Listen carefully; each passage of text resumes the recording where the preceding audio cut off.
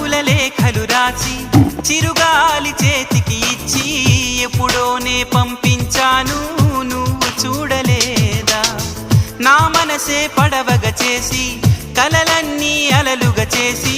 ఎప్పుడోనే పంపించాను నిన్ను చేరలేదా చెప్పాలని అనిపిస్తున్నా నా ఎదుటే నువ్వు కూర్చున్నా మనసులోన మాట నీకు చెప్పలేకపోతున్నా